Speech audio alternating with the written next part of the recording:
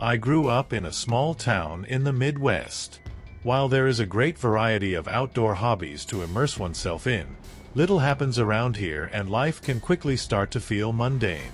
Let's just say that the local university is what keeps us on the map. Regardless, it is a place filled with many fond memories of my childhood, carrying throughout my adolescence and early adulthood.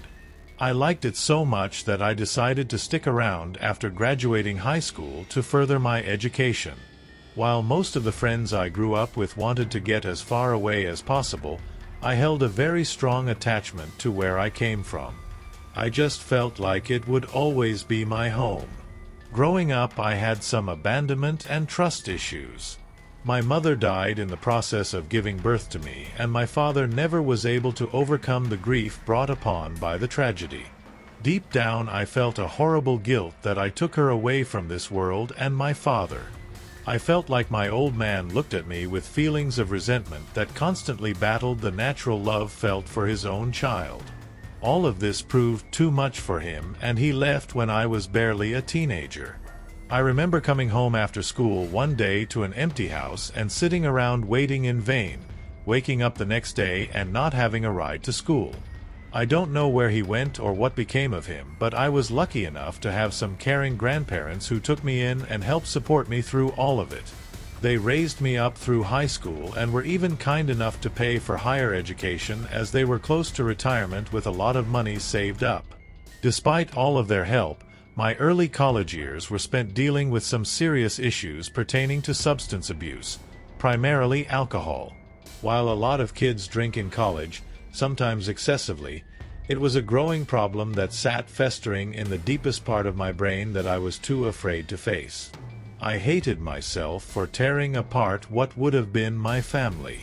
It was very difficult to get by in my day-to-day activities without pumping my body full of substance. At the time, it was the only thing I knew was capable of easing my restless, skeptical mind. My grades would slip as I embarked on week-long drinking binges, all the while neglecting to go to class. I would barely pull through by the skin of my teeth after digging myself into a hole. I don't know how I passed any classes, to be honest. Every night was spent draining bottles while I stewed in the corner of my room, convincing myself that my life was somehow worse than it really was and that I was justified in my own self-destruction. For a while, the only thing that brought me joy was watching myself suffer to ensure that my masochist-driven desires were completely satisfied. Needless to say, it was a very rough and confusing part of my life. While attending one of my classes, I met the woman who would help me stray away from my disgusting addictions. I still remember walking into the lecture hall and seeing her sitting by herself, enjoying whatever song was playing in her headphones. I chuckled to myself as she did not care who saw her dance in her silly way. After a few months into the semester, I finally worked up the courage to approach her, and I'll never forget her looking up at me saying, "Well, look who decided to show up?" A clever smirk shining on her face. I was surprised and flattered that she had noticed me at all. I had been absent for around a week, and after my teacher threatening to fail me, I was able to drag myself there. Her long, dark hair swam down her shoulders and back, and her soft brown eyes flushed optimism through me. She reached out her hand. "I'm Mary," she said to me, confidence exuding from her. A hangover pounding in my head, I reached out my hand and was instantly hooked once our hands clasped. I got to talking to her, and she was the sweetest, most delightful human being I had ever met. Her bright, inviting personality diffused any cynicism that I ever attempted to let out. I won't bore you with all the details of our relationship, but over our last few years of college we grew very close, and I was certain that she was the woman I wanted to spend the rest of my life with. I proposed to her during our senior year, not wanting to waste any time in locking her down. Though some times were worse than others, finding Mary is what really helped me pull myself out of that darkness. While others had judged and looked down on me for my reprehensible behavior, Mary never saw them as opportunities to exude her own moral superiority on me. Rather, She just saw someone struggling to cope with their demons and provided nothing but kindness and understanding as she helped me through some of the worst times. She eventually helped me stop drinking altogether, which led to me having an easy ride through the rest of college. My grades improved, I had more energy, and I was so grateful to be able to find joy in life that wasn't garnered from the handle of a bottle or the chamber of a pipe. She was the yin to my yang and effortlessly helped me see the joy in the life while kindly attempting to shift my irrational, negative views of the world. She truly helped me become a better person, and I was the luckiest guy in the world to have found her when I did. After graduation finally came and went, I was able to land a job with the local university in the marketing division. Mary graduated with me, and she was adamant towards moving past this town and setting up somewhere else, but I resisted. I guess I just didn't want to leave. I was able to convince her that we should just find a cheap rental and save up some money before we decided to move on. While this really wasn't a bad reason for sticking around, my ulterior motive remained as staying put. Again, I just felt as though this would always be my home. As we coasted through the beginning of our summer, life appeared to be nothing but a breeze.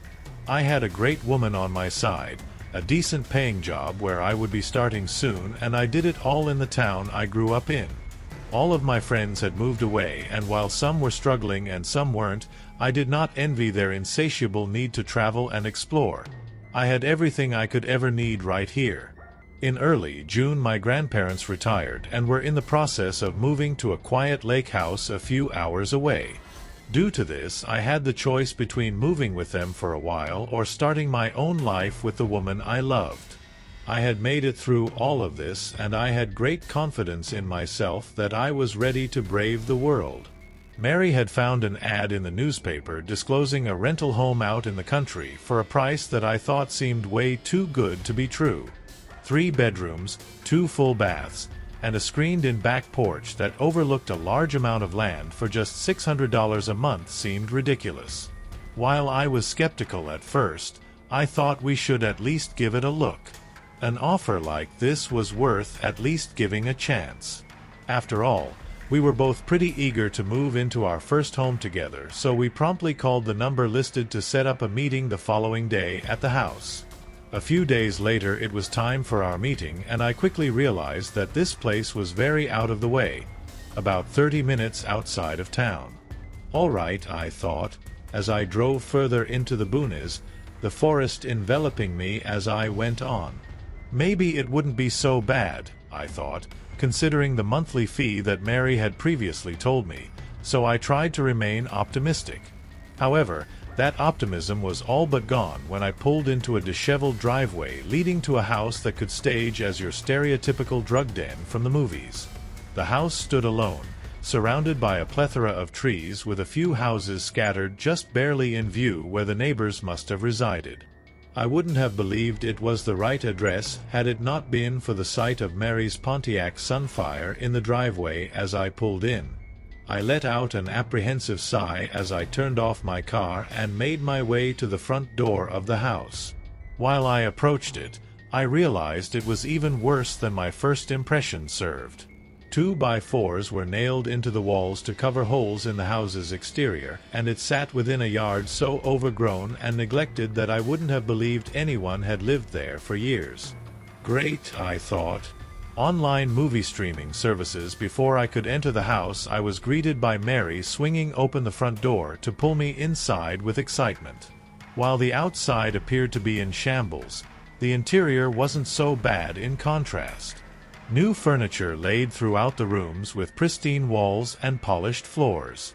It even had a washer, dryer, and dishwasher, a few things you really miss while in college. I was a little thrown off by this, wondering if I had entered the same house I was just looking at, but I figured it wasn't worth overthinking.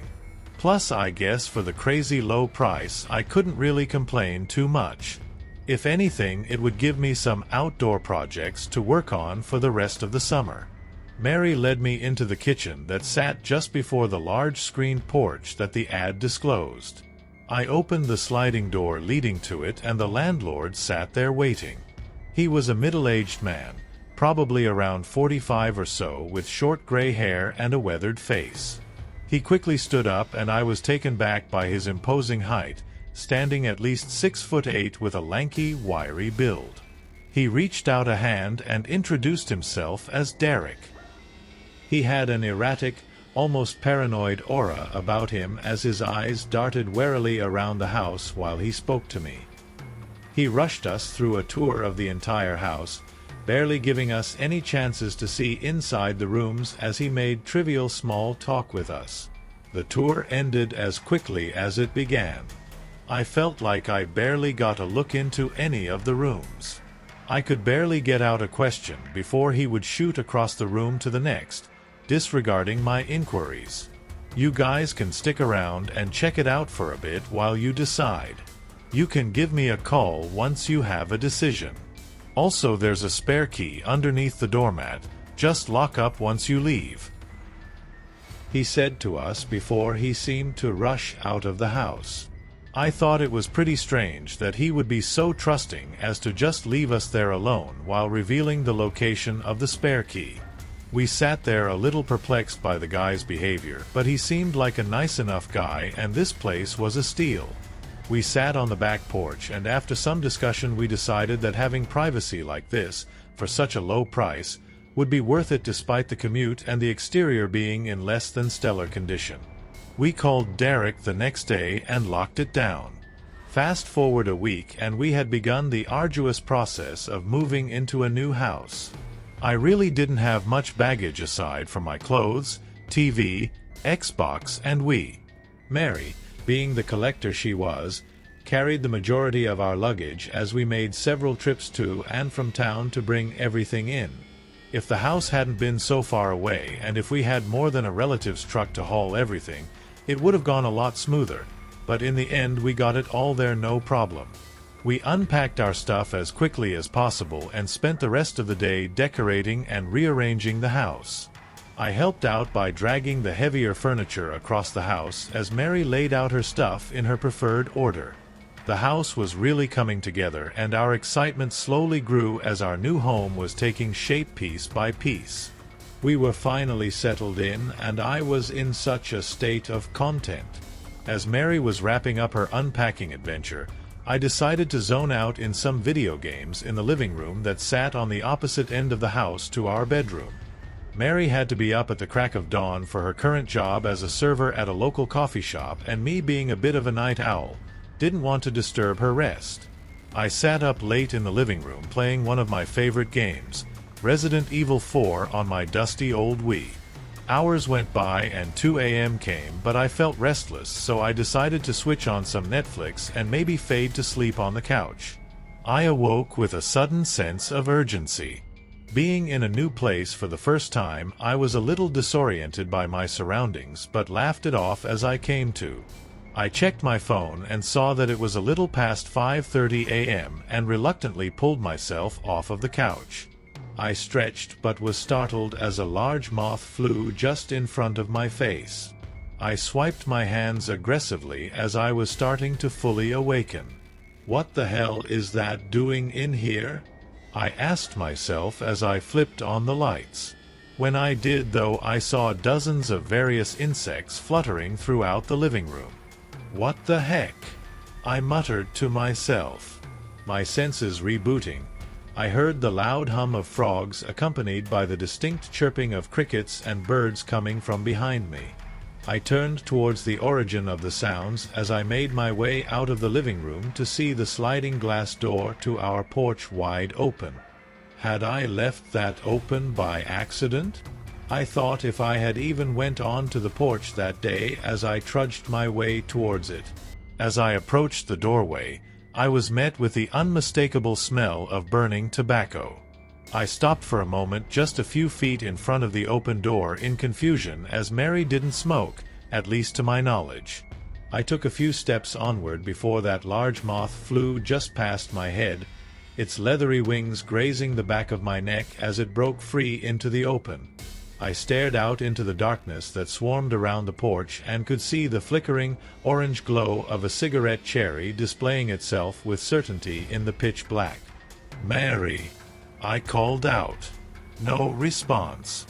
"Mary," I repeated with a bit more assertiveness. Again, silence. I was starting to feel uneasy when I wondered if I might be dreaming. I heard a light exhale as thick smoke was illuminated around the small amount of light that the burning ember provided. The smell was too real and the sounds of the outside were too detailed for this to be a dream. "Mary," I called out once more into the darkness to only be met with silence once again. It was at this point that all of the sounds of birds, crickets, and frogs ceased. A wave of fear swept over me as the silence became a presence of its own. Backing up, I quickly slid the door shut and locked it. "What are you doing?" I nearly had a heart attack as I heard Mary's voice come from the doorway of our bedroom in a groggy tone. My eyes shot back through the glass door, but the light of the cherry was no longer there. I didn't know what to say, so I just told her I was getting some fresh air. My heart jumped again as the sound of Mary's alarm blared into the quiet morning. "Well, go to sleep, dummy. It's way too late and early for you to be up right now." My gaze was still mostly focused outside. "I have to get ready, so why don't you just go lay down, you freak?" I laughed and gave her a kiss before making my way to the bed, still a little uneasy over what just happened. I thought how sometimes people just have waking nightmares, and the fact that I was barely awake reassured me of this, and I was able to force myself to sleep. When I woke up the next day, I immediately made my way towards the porch for any sign of an unwanted visitor. I slid the door open and paced my way around, searching for a cigarette butt or anything of the sort to show myself that I wasn't crazy. I practically turned the whole area upside down, but it was showing to be a fruitless effort as all I found was an empty porch. But as I stood outside, something hit me. I had just woken up on the couch again, not my bed. Dread washed over my body as I rushed to our bedroom to find a note on the bed from Mary. "Tried to say bye to you this morning, but you never came to bed. I couldn't get you to wake up after I found you on the couch. You were really knocked out. Don't stay up so late playing those video games, okay? I'll see you later today, so have a nice morning."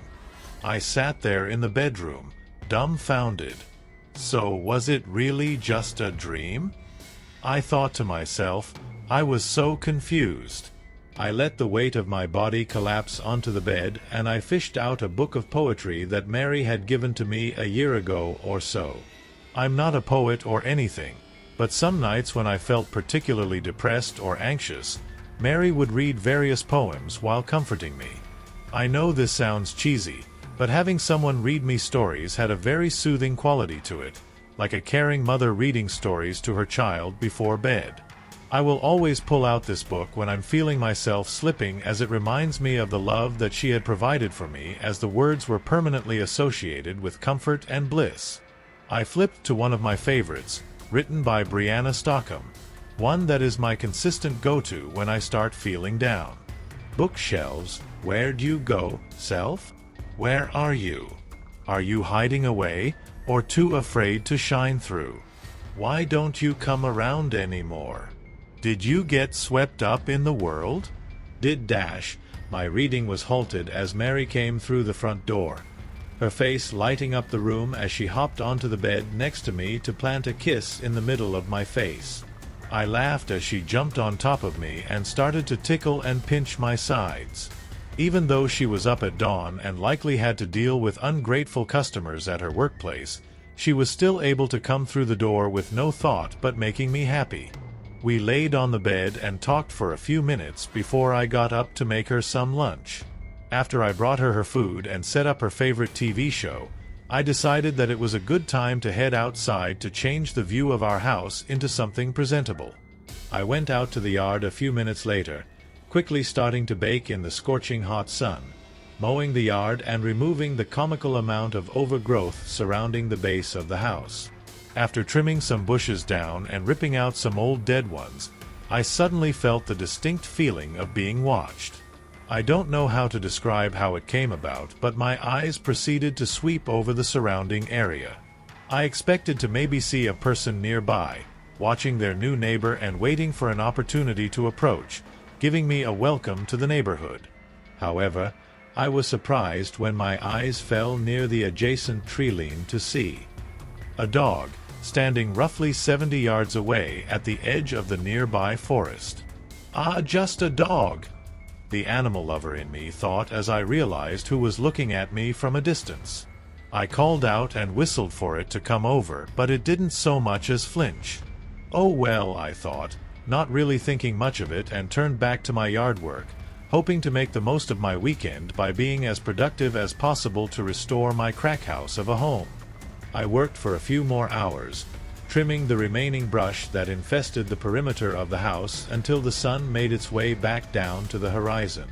As I called it a day and fanned the front of my shirt to cool off, I glanced to the edge of the forest where I had originally seen my furry admirer, and I was overcome with a sense of dread.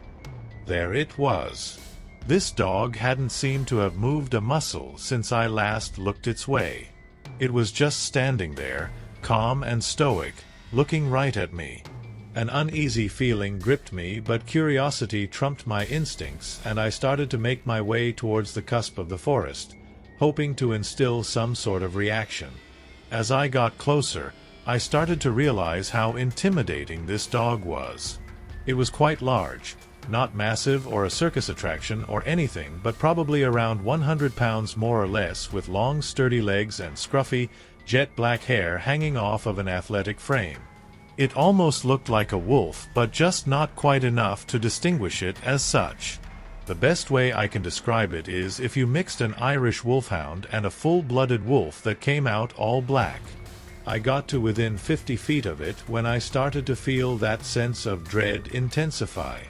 I didn't know why I felt this at the time, but as the details of its appearance became more clear, I saw that it was dirty, its hair appearing scraggly and unkempt. While it was already a big dog, it seemed to carry a presence that was larger than life.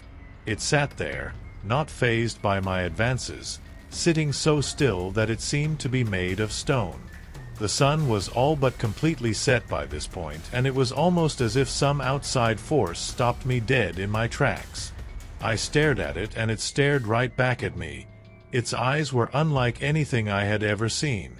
They glowed an electric, vibrant yellow, and I could feel them cut deep. I was frozen. I continued to stare into its eyes, filling me with feelings of misery and hatred. I don't know how else to describe it. All I could think was that there was an intelligence that it possessed that was far outside of the norm. It looked at me as if it knew who I was, like it knew all of my deepest dreams and fears, and proceeded to cast a cloud of resentment over them. As it stood there, rigid and unblinking, I noticed that the sun was fully set and night had arrived. Breaking the trance I was in, I began to back away. I kept my eyes locked on it as I did so in case it decided to go on the offensive, being that I may have been encroaching on its territory. Once I got some good distance on it and approached the house, I turned around and made my way to the front door. I looked back before grabbing the doorknob, but at this point it was too dark to make out its figure.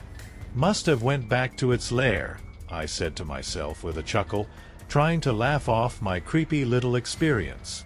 Walking back into the house, I was immediately greeted by Mary with a great deal of worry in her face and tone. "Where have you been?" I was really starting to get worried. "What do you mean?" I asked. "I was just out doing some work in the yard." She looked at me with a puzzled look on her face. "How could you have been doing that? Please just tell me what's up." I wasn't sure what she was talking about. I pulled out my phone only to be dumbstruck that the time read 11:35 p.m. "How is that possible?" I muttered under my breath. The sun had only just went down before I made my way back to the house. Just then the sight of that dog's gaze flashed in my mind, and I felt my body twinge with discomfort. "I don't know what you were doing or if something is wrong, but please be honest with me if there is something on your mind," Mary said to me while placing a soft hand on the back of my neck. "I'm okay," I told her, placing my hand on hers. "Just went on a little stroll to check out the area and clear my head." I felt awful telling a lie right to Mary's face like this, but I seriously didn't know what else to tell her. I was as worried as she was, but I didn't want her to think I was crazy. We quickly moved on and proceeded to take advantage of our weekend. Not having anything to do the next day, we stayed up late watching Studio Ghibli movies and drinking wine together. Once 3 a.m. rolled around, we decided it was time to turn in, not wanting our sleep schedule to get too out of whack. Online movie streaming services that night, I recall feeling very restless. Despite the generous amount of wine I had engorged myself with, I tossed around in bed for what felt like forever. When I finally managed to fall asleep, I experienced a dream that was uncomfortably vivid. It started with me struggling to pick myself up off the ground to see I was on a painfully long and dark stretch of road. I know this sounds weird, but I remember feeling extremely cold. I could see my breath and feel the ends of my fingers numbing quickly. Putting my hands to my mouth to breathe in warmth, my eyes ran along the center of the road ahead of me.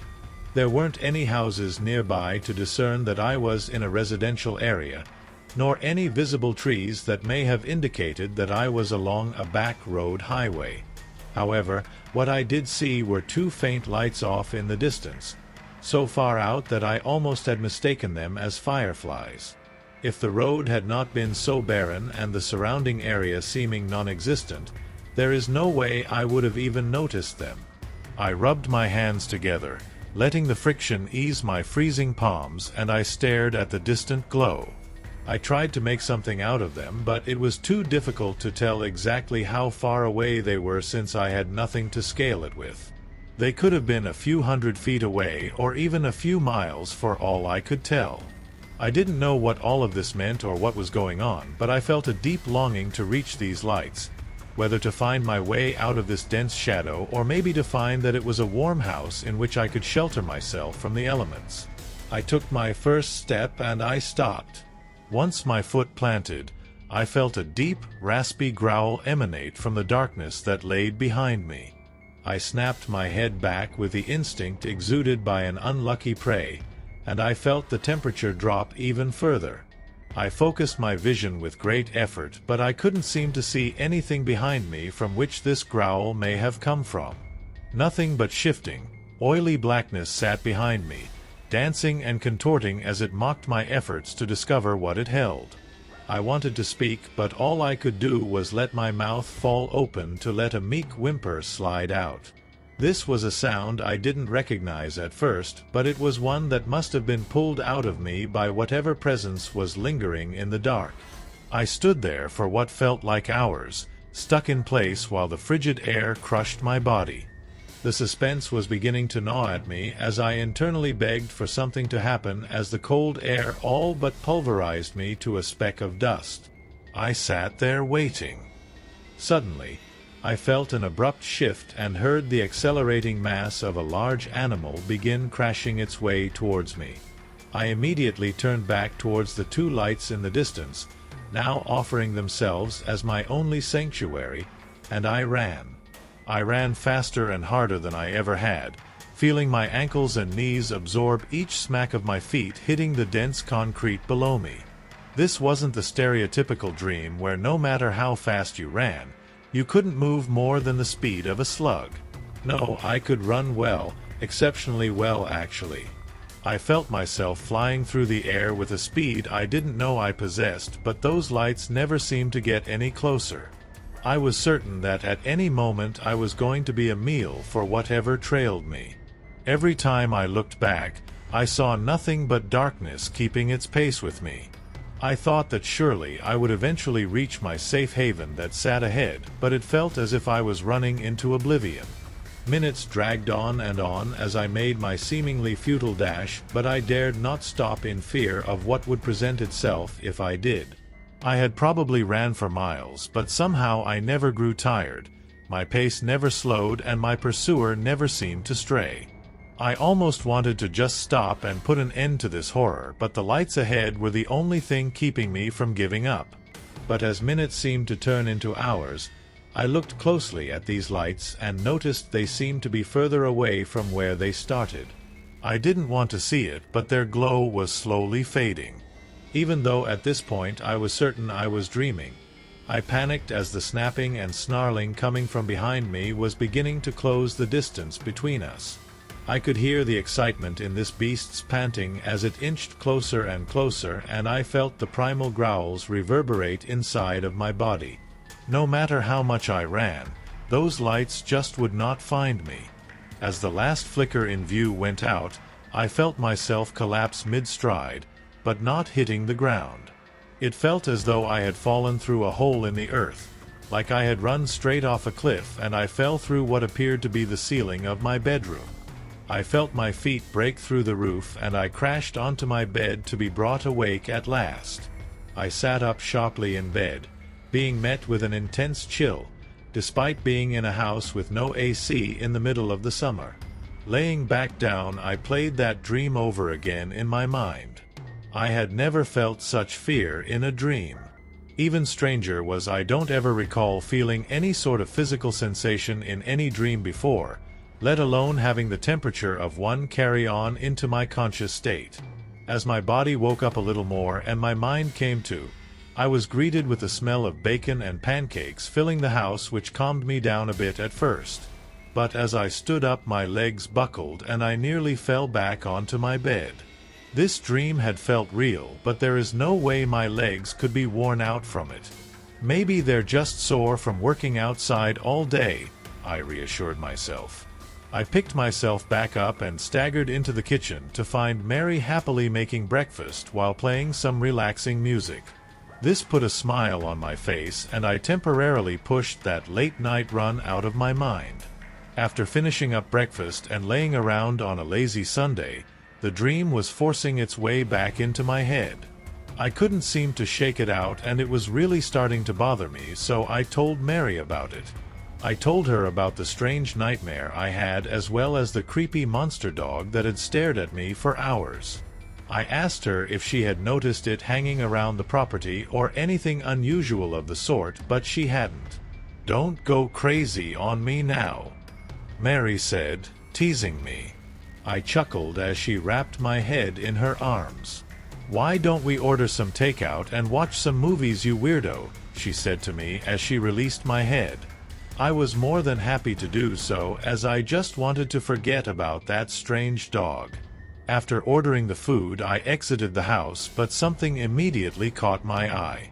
I don't know why they stuck out so blatantly, but where the grass met the sultry mud adjacent to the driveway was a set of huge, canine tracks leading up to my bedroom window. They pressed deep into the soil as if it had crushed its feet into the earth with such malice that it gave way to it without a fight. I stared in the direction the trail of tracks originated from, towards the edge of the woods, intersecting with the exact spot that I had encountered that dog the day before. Online movie streaming services the next few weeks quickly passed by, and just about every night I experienced this same dream. It was always the same for the most part. I would pick myself up on a dark road, and on cue I would always start running to those lights, just trying to escape from that hunger that pined for me. Sometimes I would just run endlessly, but as the nights went on, it started to catch me on a semi-regular basis. I could feel every sensation as it would rip into my flesh, almost like I was being torn apart by a pack of starving wolves. The same nefarious scenario plagued my mind each night, each time being filled with more anxiety and torment than the last. I always tried reminding myself it was all a dream, but I felt the pain no less by thinking it was not real. My sleep was starting to suffer. I never felt like I slept for more than an hour, and incidentally, my body ached all over. I was very unsettled by the fact that my body was constantly sore after my dreams, and that I could experience such excruciating pain in them. While there were a few variations to these dreams, the outcome was always the same. I ran and ran but never reached those lights. As weeks dragged on, I started to grow paranoid. I would rush to the window with every shuffle I heard outside of the house, and I started to give up on going to sleep, staying up until exhaustion got the better of me. A few more weeks passed, and I was settling into my new job. Even though that dream was popping up in my head every night, things were about as good as they could be. I got along with everyone at work and was happy to be making a decent paycheck. Mary and I were basking in the glory of living in our first home and all of the privacy it brought with. The only thing that made sense was to write all of this off as nothing more than crazy nightmares brought upon by the stress of starting a new job and moving into a new house. However, every morning walking out to my car, I felt that same sensation of being watched and would scan the area out of routine to see if I would catch that dog nearby, glaring at me with those piercing eyes. But alas, I could never seem to catch him, even though in the back of my mind I somehow knew it was there. These weeks quickly turned into months as I constantly felt the nagging feeling of something just over my shoulder. Mary was visibly annoyed by my constant chatter of the mystical dog that I had encountered that summer night, and we had even endured a few shouting matches over it, me wanting to show that I wasn't crazy and her showing her concern wearing thin as my fruitless accusations began to pile up. The guilt of worrying Mary was weighing heavy on my shoulders. My sleep continued to suffer as I would jump with every bump in the night and rush to the window in hopes to uncover definitive proof of the source of my paranoia. But every time I would see nothing out that window but blackness. I'm ashamed to say that due to these unforeseen circumstances, I began to indulge myself in alcohol once again. It was the only thing that helped ease my mind, and if I had enough, it would knock me out until the following morning. My few remaining friends had heard of the struggles that Mary was enduring and wanted to help. My frequent patrols through the night that consisted of me staring out the window and talking to myself was keeping her awake and trying her patience. It got so bad that they felt they needed to stage an intervention, telling me to get some help and to just try and relax. That I was letting something that wasn't real take hold of my life, causing me to miss what was going on right in front of me. I glanced at Mary, with tears swelling up in her eyes. I could see the genuine concern in her face as I began to question my own sanity. Was all of this really just in my head? I thought. Had I let this control my life so much that I had begun losing touch? Looking at the calendar on my phone reminded me that it was well into the month of October and a tidal wave of depression swept over me. I apologized to all of my friends, not knowing what was going on, if it was really just all in my own head. It seemed easier to believe that at the time than to question it. How could I have let so much time slip by as I obsessed over something as ridiculous as this? I was consumed by it. I felt as though I was reintegrating myself into society after my awakening from the deep delusion I had seemed to have succumbed to. I urged Mary to accompany me on a hike through a trail near our home. Readying myself for the chilly, fall weather, I slid my boots on and threw on a coat while waiting for Mary to finish up her own preparations. Once we made our way out the door and down the road, I felt the surging feeling of relief swim through me. I noticed every passing animal, every sound and every detail of color detailing the beautiful, decaying brush as we were carried through our trek. Making our way towards the entrance of the aforementioned trail, I turned to Mary with a smile and embraced her without words. In this moment I had truly experienced the present and all of the happiness it had to offer me. I wish I could live in these moments forever. Making our way towards the end of the trail, we came across a small pond. I had never been all the way through this trail to see what the end held, but it was a very peaceful and satisfying end to a comfortably ordinary day spent. Standing at the edge of the pond, I looked down, gathering up a few stones and began skipping them across the still water. Mary, being her usual self, was capturing the scenery on her phone to assure we could later revisit it in all of its glory. "You're going to miss your real life stuck in that phone, babe," I yelled at her in a joking tone. She waved me off, sticking out her tongue, and kept on with her photo shoot. As I skipped one of the last rocks and watched it spin across the otherwise undisturbed surface, I noticed a woman standing at the opposite end of the pond. She was maybe 50 or 60 yards away, but I could make out that she had long blonde hair, wearing a blue flannel shirt and jeans to match. That's odd, I thought. I hadn't noticed her at all before, but being as out in the open as she was, I figured I would have spotted her immediately. I don't know how she could have just appeared there in the few seconds that I looked down. As far as I knew, there wasn't any sort of trail that led to that side of the pond, since there was nothing but thick orange and red behind her. Additionally, the perimeter of the shore was far too dense with trees and shrubs for anyone to make their way through unscathed, but she looked relatively untouched from what I could see. I turned back to see Mary taking pictures of the entirety of the pond and pocketing her phone at last. "All right, I'm finished. Are you happy?" she said with a smirk and bumped her hip into mine. I looked back to the opposite edge, but whoever may have been across from us was nowhere to be seen. "Yeah, dummy!" I yelled back at her, burying my unease, and wrapped my arm around her as we made our way down the trail and back home. As we exited the mouth of the trail back towards the house, my curiosity was beginning to nag me, and I asked Mary if I could see some of the pictures she had taken.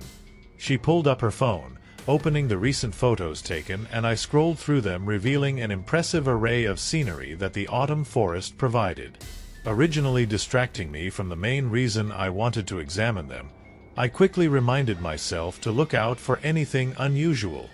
I couldn't seem to find anything out of the ordinary. I even got to the last pictures taken of the pond, trying to pinpoint that exact spot where I had seen the woman. I know she had taken at least a few pictures while I had seen her. I was certain of it. But as I reached the end of the compilation and the end of the screen reared back to the right, I was almost disappointed. I had expected to see something that I could show Mary to let her see that maybe, just maybe, that there was something otherworldly going on out here. But the picture revealed nothing. Nothing but an empty portrait facing us where I had seen this woman looking across at us. "What? You don't think they're good?" she asked, probably noticing my disheartened expression. "No, I think they're great." I strained. "It's just, what?" she asked. "I know you are all worried about me, but—" "There was a woman across the pond and was looking right at us," I said. "Oh," she responded in a deflated tone. "Look, I know you must think I'm crazy, but I swear there was someone there," I said, pleading for her in frustration to believe me. "You know I really want to believe you, but I want you to stop seeing these things even more. I wish we could just enjoy our time without you getting lost in your own head." I let my head collapse into my hands. "I just wish you guys would believe me. I swear there is something going on," I said to her. "There is something going on. We are lucky enough to have a place together, and you are missing it. That is what's going on," she responded. I just sat there without a response as she picked herself up and left the room. I laid there in bed for hours in confusion over what I had seen and anger that it had swooped back into my life right as everything was looking up. That night I knew the moment when I had fallen asleep. It was like I had closed my eyes and opened them up to a new world. I had fallen into this dream already running, memories flooding me of the horrific nightmares I had endured many times before. Only this time there wasn't a long road, but a battered trail winding through a dense forest, overseeing me as I planted my foot hard into the soil with each turn. However, one similarity showed itself. Two lights showing themselves through the sparse openings that the dense leaves provided. I locked on to my old safeguard and found a second wind as I made my way towards it. Swaying my way through the trees, I stumbled on unforgiving roots and felt the sting of frigid branches slap against my skin. My chest grew heavy as I started to hear that unwelcome sound of ravenous panting keeping its pace with me. I was certain of what was behind me. Hearing the muzzle of my pursuer lap up excess saliva that attempted to escape its mouth propelled me forward faster and faster, fighting my way through the vegetation until I literally fell into a clearing. I glanced up frantically then behind me, bracing for a mouth of teeth to rip into my flesh, but the thundering gallops of what was behind had ceased.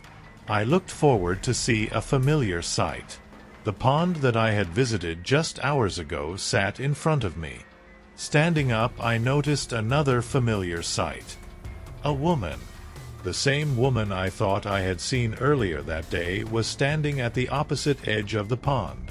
I recognized that long blonde hair that nearly fell to her waist, but she was different. She looked rigid, her body contorted in an unnatural way. Her shoulders were uneven, her neck bent at a frightening angle, and her skin appeared almost rotten. While she looked to be wearing the same flannel shirt and blue jeans as before, they were filthy and torn. I felt my heart jump up into my throat as she let out this disheartening groan that slithered up my spine.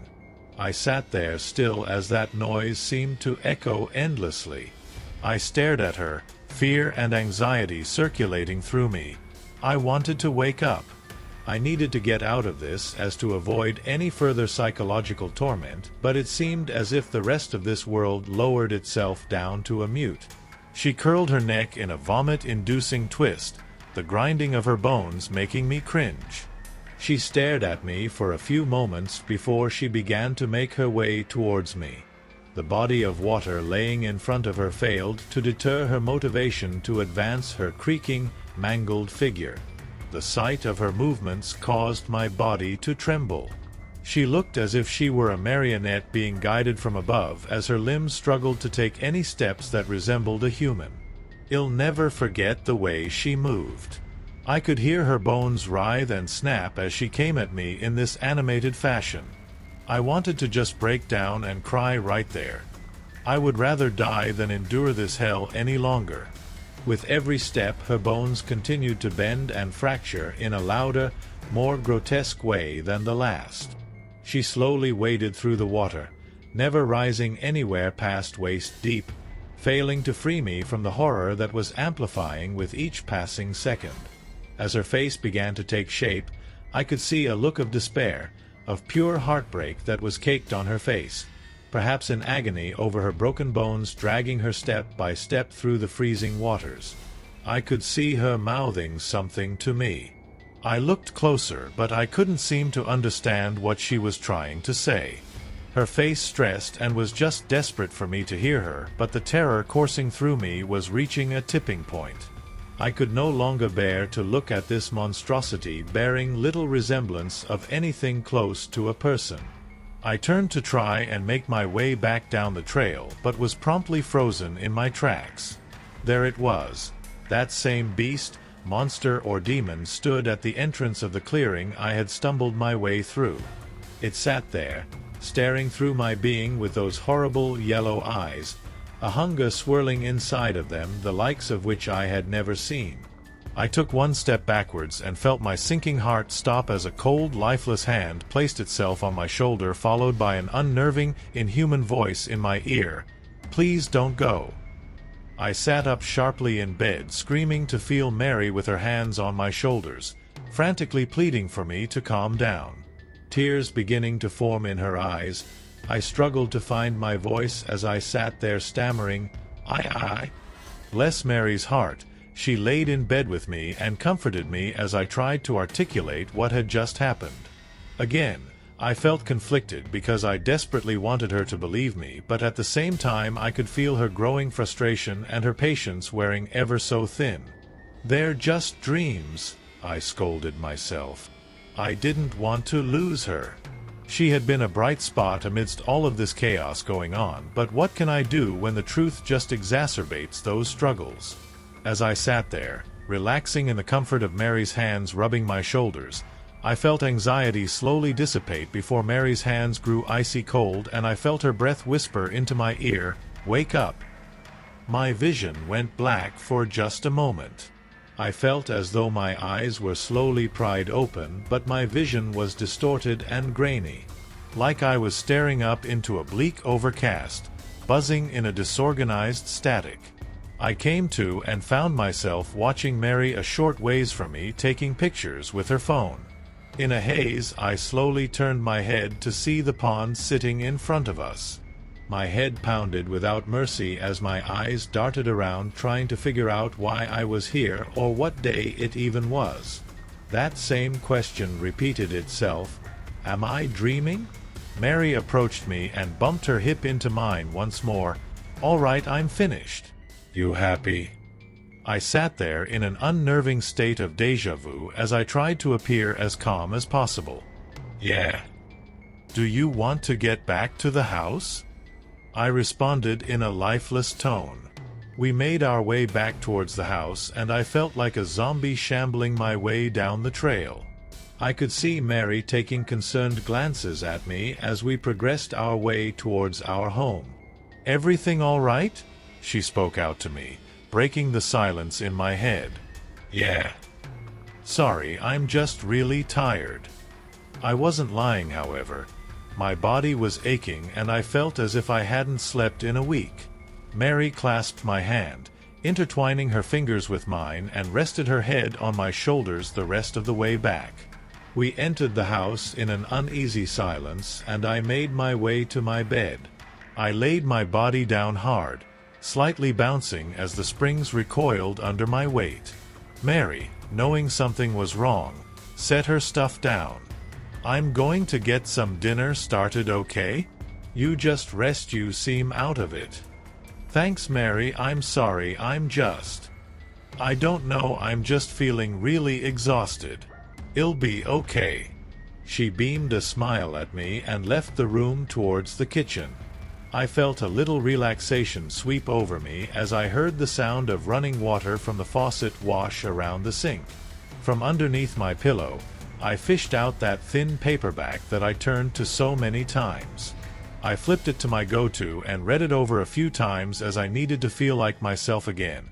I needed to ground myself back into the real world and escape these tricks my mind had been playing on me. Did you change who you are?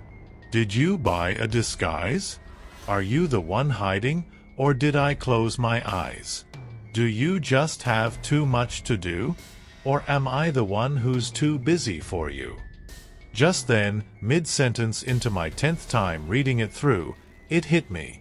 I wasn't going to let myself fall prey to this cruel force. I wasn't going to let it drag me back into the darkness and away from this life I had built. I had to fight back. But my lack of sleep was starting to take its toll. My energy was reaching an all-time low, and it was clear at this point that I could never be so sure of if I was awake or asleep. But I had an idea. If I couldn't figure out what state of consciousness I was in, I had to leave something for myself to show that I was awake. It could toy with my sense of time and reality, but I had to see if it was capable of replicating the tiniest of details. I had to do something to push back before it took complete control. I grabbed a nearby pen and at the bottom of the poem, I wrote out 3 words that I could use as a reference. You are awake. While it's nothing fancy or an elaborate Scooby-Doo ghost trap, I figured this would give me a chance to fight back. The next several weeks were rough. As winter started to tighten its grip on our town, and with our house being less than accommodated to handle any conditions of weather, things only got worse. I sat up late shaking in the freezing cold that penetrated our house. Every night for a few weeks I had that same dream of sprinting down that road with that monster trailing behind me. While it sometimes caught me, I could never fully escape to the lights that seemed warmer and more inviting each time around. Most nights I woke up panting in a cold sweat. Even though I knew every time I was just in a dream, the fear was always all too real. Mary was distraught after helplessly watching me sink into an insomnia-fueled depression. Alcoholism had returned with a vengeance as it tempted me with the sweet, short-term relief it provided. I can't help but feel that she holds some resentment towards me, but I guess I can't blame her. Her sunny disposition was replaced by a cloudy aura as she tried her best to believe my ridiculous stories. She really was a saint for sticking around with me. She comforted me every night, would make me tea and rub my neck until I fell asleep. I tried telling her daily how much I appreciate her and how much she meant to me, but I felt as though it was putting her on a roller coaster, having her hear those words only to be woken up by my constant night terrors. I still feel guilty to this day about inadvertently dragging her into my situation. I had never felt so helpless in my life. With winter being in full swing and having a few weeks off work, I found myself alone in our house very often. With me usually being busy enough to be out of the house for most of the day, I had never really been by myself for long periods of time at home. Mary had recently been promoted to manager at the restaurant she worked at and had to work very long hours while I did everything I could to keep my mind occupied. But throughout this time alone, I would hear frequent movement throughout the house. I'd try to occupy my time with reading or maybe playing some video games, but several times a day I would hear movement in the vacant rooms. Sometimes in my peripherals I thought I would see a flash of blonde hair sliding just out of my vision. I would always feel relief seeing Mary pulling into the driveway after her long shifts, knowing that at least I wouldn't be alone for a period of time. A few days passed, and one day, while Mary was away at work, I decided I needed to try and get out of the house, but Mary had borrowed my car after hers had broke down. I decided to take a walk around the neighborhood. I sluggishly pulled myself out of my bed after laying there for the better part of the morning. I was apprehensive at first, being that I may have an unwanted encounter, but sitting inside my house had become too stressful. It seemed as though something had moved in. As I was about to leave my room and exit the house, I stopped. I quickly grabbed my book while walking towards the front door to read, "You are awake." I let out a relieved sigh. Grabbing the doorknob and exiting my house, I made my way down the road, hoping to find any kind of peace. It was a cold, gray afternoon, and my walk was surrounded by a swath of desolate trees. The empty oak and maple branches formed a portrait resembling a mountain range of needles. I scanned every which way, hoping my gaze didn't meet that resentful pair of eyes, yet hoping on some level that I may. Bookshelves, I wandered along back roads for a few hours, drinking in the day. It felt good to get some endorphins flowing and to do something aside from sit on my butt. My coat wrapped tightly around my body, which provided a sense of security that I desperately needed. I reached a dead end on a road maybe a few miles away from my home and decided it was a good sign to return. I turned around and started my way back to my home, trying to shake off harsh gales of frigid wind blowing through me. I made turn after turn while scrolling through my phone and playing music, but when I looked up I noticed something. My surroundings weren't the same as before. While the basic scenery seemed similar enough, the minute details were lacking. The houses of my sparsely placed neighbors were nowhere in sight, and the roads had lost the rising and falling hills that it rolled over. The fear gripped me, and I just tried to calmly make my way home. I didn't know if I had just taken a wrong turn and had gotten myself lost, but I seemed to take the same turns over and over again, just trying to find the right way. Each road seemed longer and more ominous than the last. I tried pulling out my phone in order to pinpoint my location, but I was irritated to see that I was apparently just down the road from my house. I headed towards where my phone was telling me I needed to go, but nothing seemed to come of it.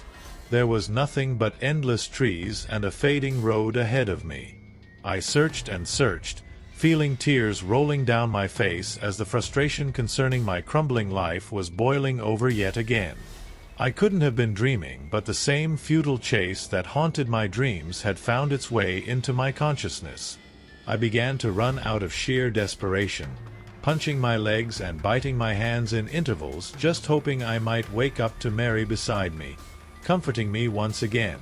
Finding my way around a bend, tears choking my throat, I saw my home just at the end of the road. I let out a sigh of elation as my tears of sadness quickly switched to those of happiness. My head tilted down in relief, and I laughed at myself for freaking out over getting myself lost. I'm just a melodramatic idiot, I thought, a smile plastered on my face. I made my way down the driveway, but the consistent crunch of gravel beneath my steps was interrupted by a harsh crack.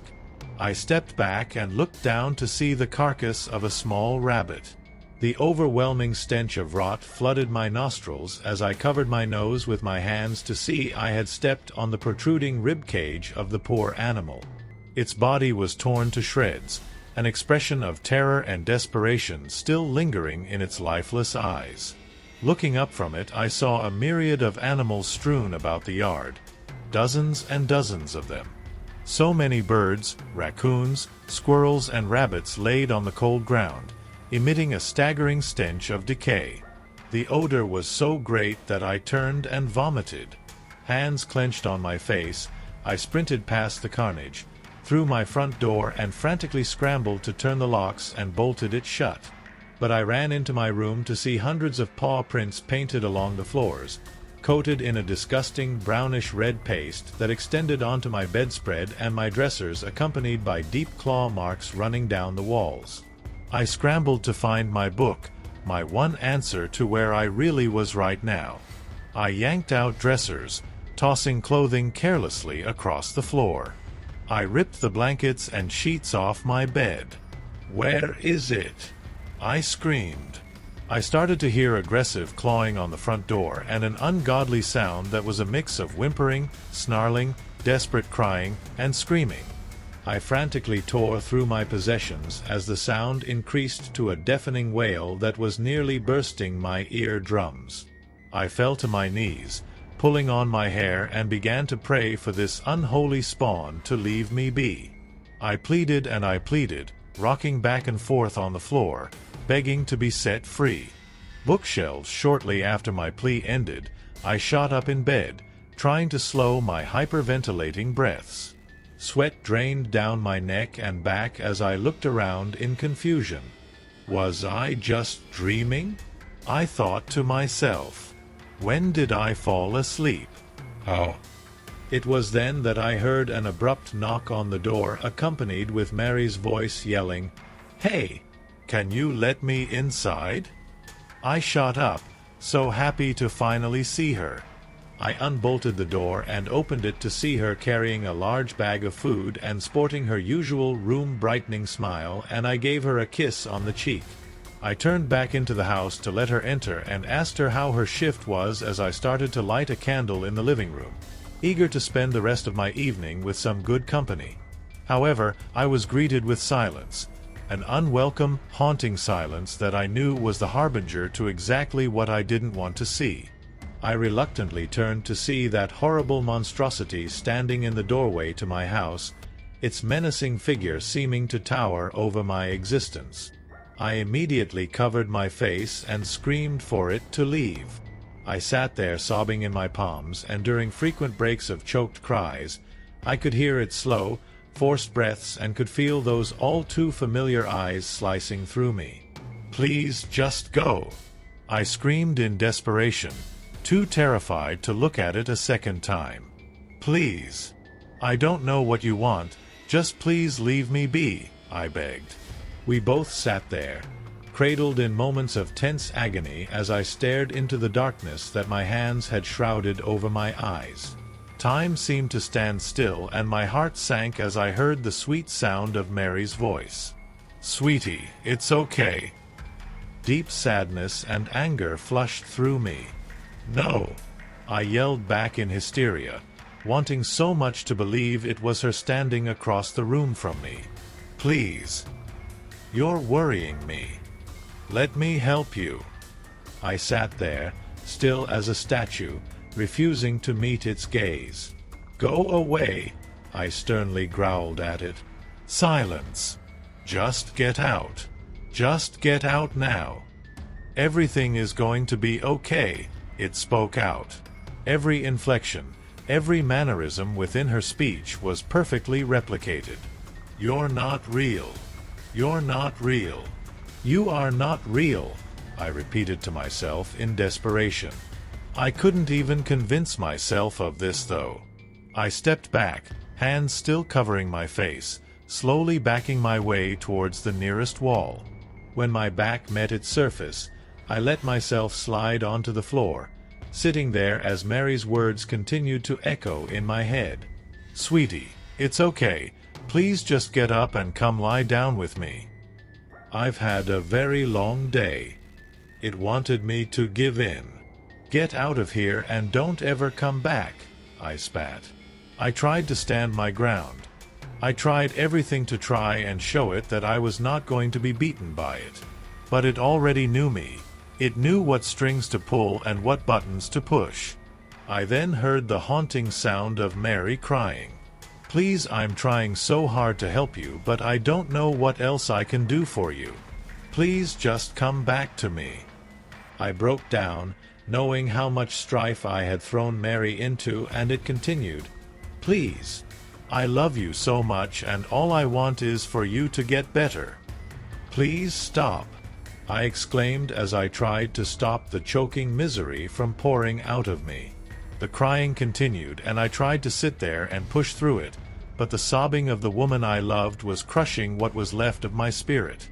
I couldn't bear it any longer. I slid my hands down from my eyes and readied myself to meet my tormentor face to face again. But as I did, something caught the corner of my eye. Sitting on the living room table was a torn-up piece of paper. I reached down and held it up close to my eyes as to not see the terror in front of me. It was a torn-out excerpt of the poem I had read through so many times over the last few days. "Are you too ashamed to show your face? Why are you running? Unlike others, I'll chase. Just let go, and everything will be okay," Mary's voice said softly, almost as though she had said it right into my ear. I released the shredded paper and looked up to see a dark blur reach me in the blink of an eye. It hit me with the force of a freight train, spearheaded by a mouthful of teeth. It latched onto my upper thigh, lacerating my muscles and tendons as it grunted with excitement. Its strength was unreal, but I tried to punch its skull and ribcage as it tore into my flesh. The pain was excruciating. I could hear the sickening crunches of its mouth effortlessly fracturing my bones as I felt warm blood seep down my leg and onto the floor as I writhed in a pool of dark red. The blood pouring out of me was soaking into my clothes, and all the while I could hear the sweet voice of Mary in my ear saying, "Everything will be okay. Just let go."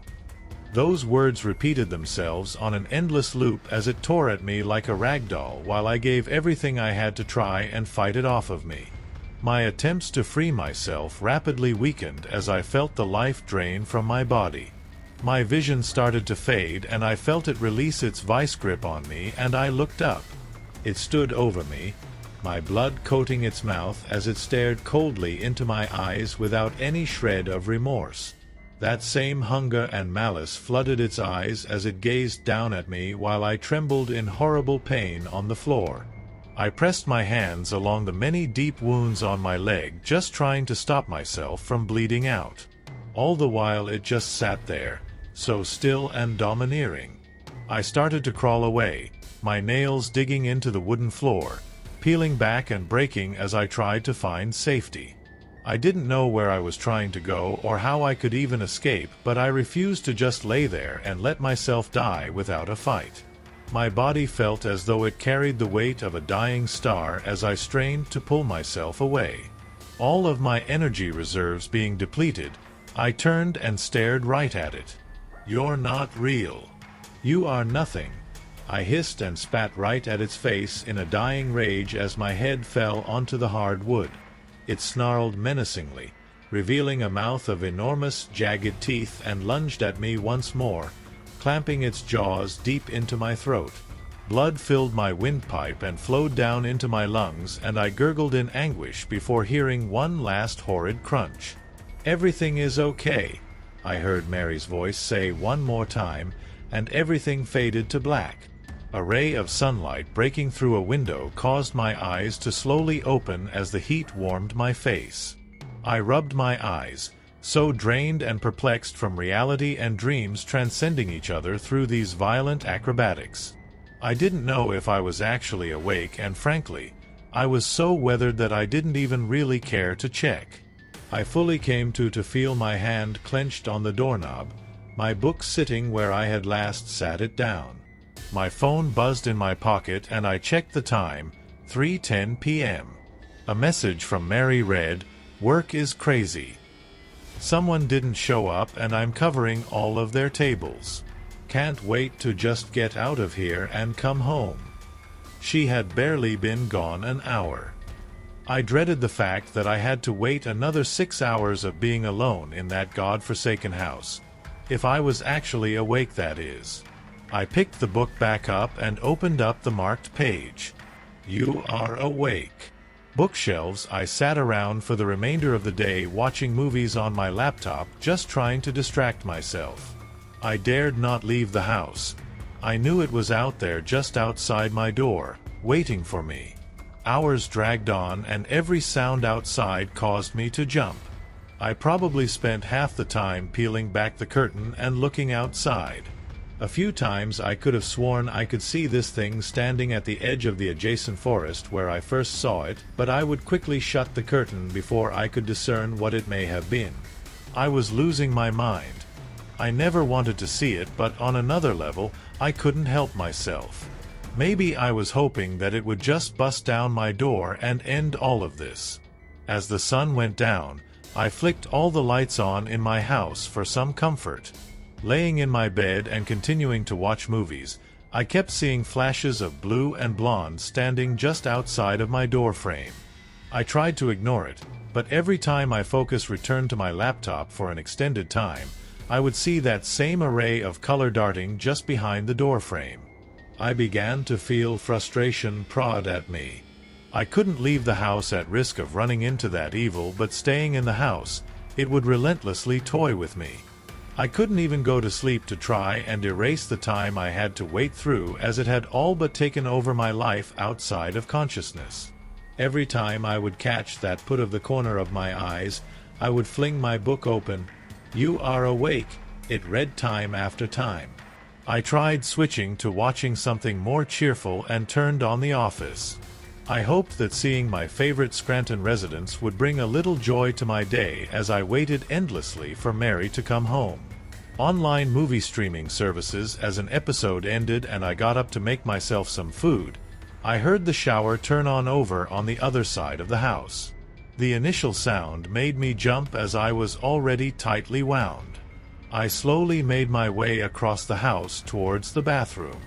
The lights inside were off, but I could hear the water roaring down. As I reached for the doorknob, I could hear the chilling sound of a woman starting to cry. I froze, not sure if I wanted to see what was on the other side, but I couldn't just sit there and let the water blast full force without shutting it off. The crying continued. It was an awful sound. I sat there with my hand on the knob trying to force myself to open the door, but I was just stuck in place. I started to turn away after letting go of the knob, but a familiar voice sent chills down my back. "Please don't go," I heard from the other side of the door. I froze, goosebumps forming on my arms, and just stared at the door, the consistent sound of running water still flooding into my ears. "Who are you?" I meekly spoke out. Silence. "Who are you?" I repeated with more authority at the closed door. Suddenly, the water shut off and I sat there paralyzed as the doorknob slowly clicked and the door creaked open just a crack. Even in the dark room I could make out that unmistakable blonde hair shining in the small aperture that the open door provided.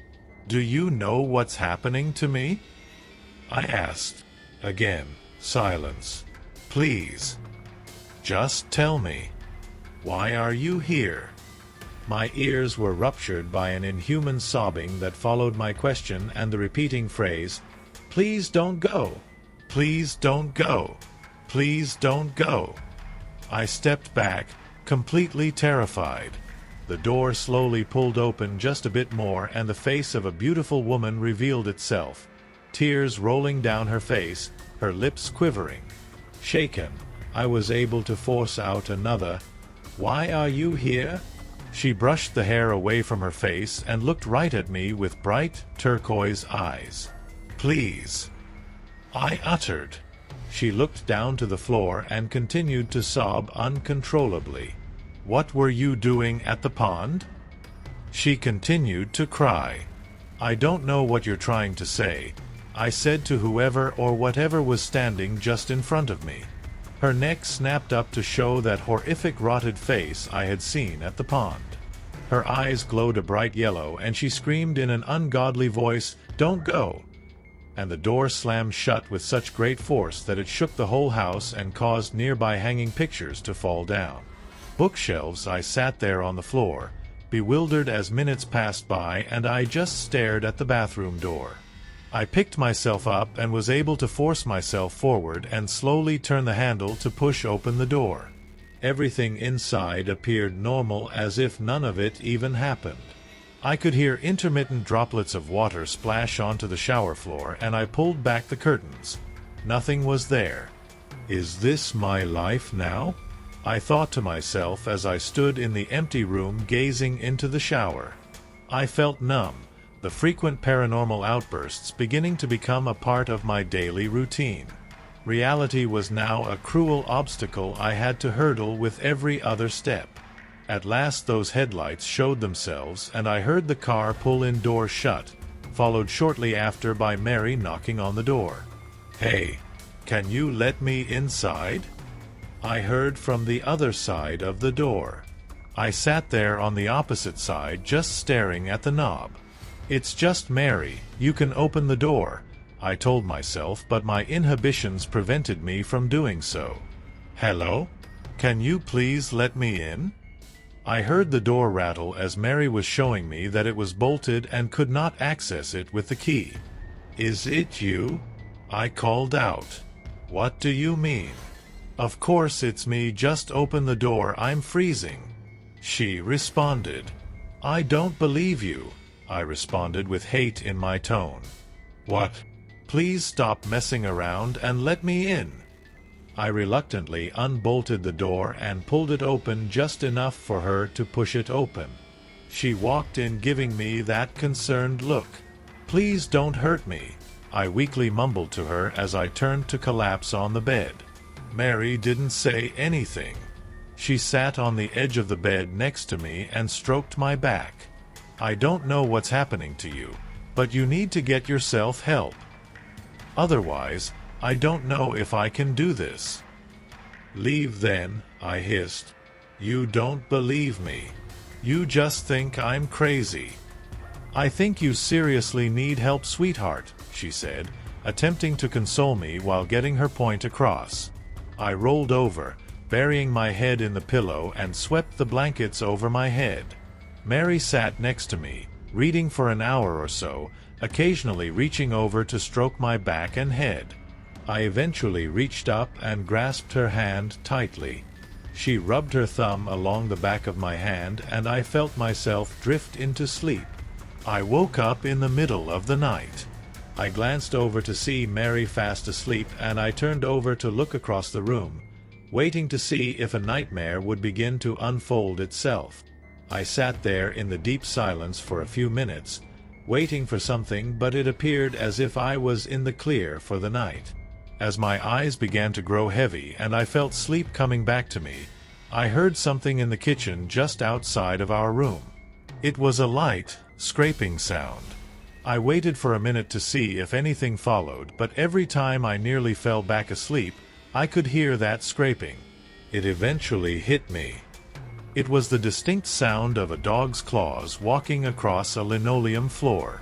That light thud immediately followed by the scratching of claws across the surface of the floor. I heard it take scattered steps to be followed by a minute or two of silence. It would cut off after a few steps and seem to turn back around the other way as if it were pacing around the kitchen. I pulled out my book and read, "You Are Awake." Against my better judgment, I pulled myself out of the bed and pressed my ear to the bedroom door. The steps continued, joined by the sound of a dog's muzzle eagerly sniffing the surroundings of a newly discovered area. I opened the door and slowly trudged out towards the kitchen. I should have just stayed in bed, but frustration fueled me to just get these incidents over with. My eyes still adjusting to the pitch-black house, I looked over the room in front of me. After about 30 seconds or so, I could see the glow of yellow eyes staring at me from the other side of the kitchen. I sat there, staring into them for a few moments, almost daring it to come for me, but it just laid still. I closed my eyes, shutting them tightly for a few seconds, and took some deep breaths. When I opened them, the eyes were gone. I repeated that action a few more times in order to assure that it wasn't there. I turned and made my way back to my room, but I collided with something heavy and limp in the doorway, causing me to lose balance and fall backwards onto the ground.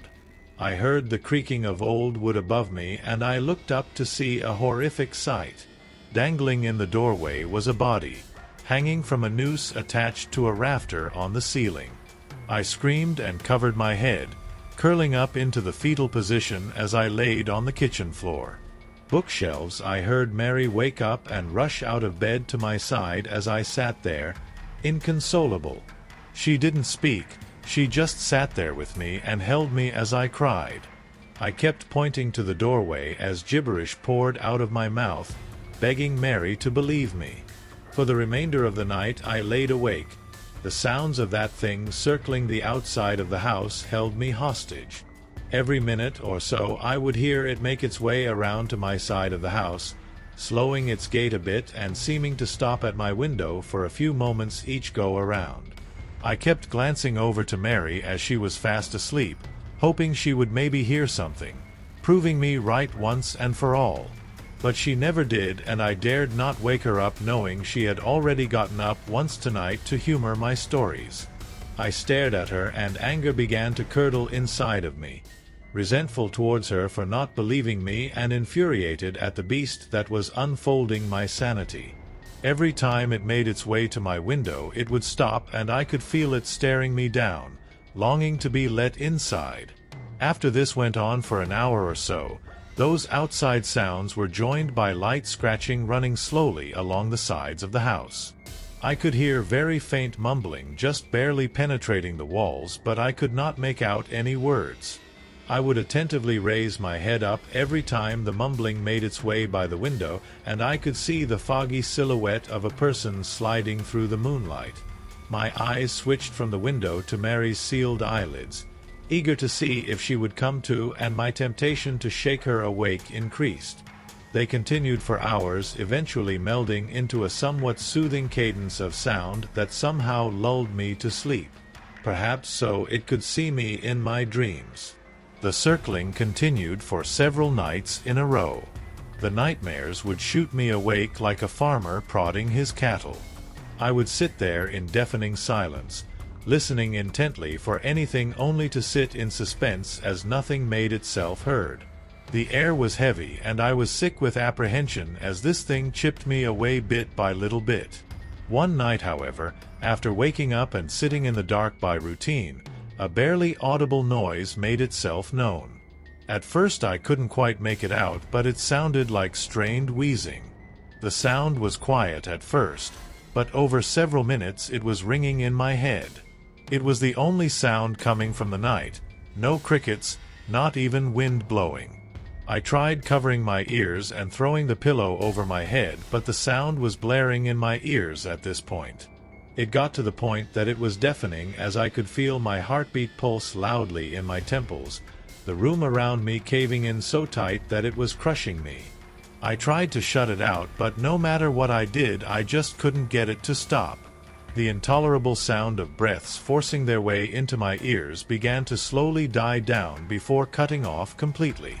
I rose up once again to my window, but was unable to see anything in the thick blackness. I made my way to each window of the house, peering out closely at the yard before moving on to the next. The last window remaining was the one just next to the front door. The wheezing resumed, accompanied by the sounds of running water and light footsteps. I slowly made my way to the window, my index finger lightly resting on the switch controlling the porch light. I inhaled slowly and flipped it on, keeping my eyes closed for a few seconds to brace myself for anything awful that I might see. The lights flooded the once pitch-black yard with a glow that strained my vision at first. I looked out the window and I saw it. The woman, sitting there in a limp, lifeless pile as the monster held her neck within its jaws tightly. It stared right through the window to me, its eyes pulsing with excitement and satisfaction, while the woman's cold, dead eyes sank deep into my heart. I'm completely insane, I thought. I no longer believed what my eyes were presenting to me. The woman's mouth fell open and I could see her mouthing to me once again, but this time I could make out the words. Help! Her lips showed. Help! I stared with blankness back into them, almost in solidarity, as I felt completely trapped as her neck was clenched within its maw.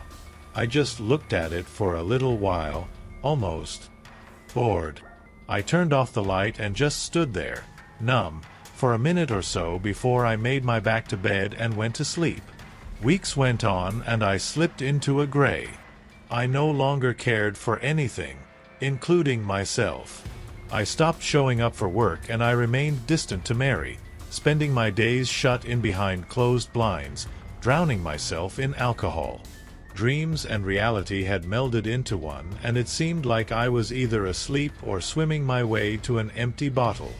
That first dream that started it all was finding me every night, but I no longer cared to run as I didn't care for life anymore. I would just stand up, turn around and scowl at the dark until I was consumed alive, every morsel of pain erupting through my cells. Sometimes I would be greeted by Mary staring down at me as I laid in bed in a drunken stupor. Every time she would pull out part of the little reserves she had to make me feel better as I aggressively shrugged off her patroni to try and find sleep once more. But no matter what world I fell into, sleeping or conscious, there was no exit. There was no exit. Mary had had enough. She sat on the end of the bed as I downed the remainder of my comfort.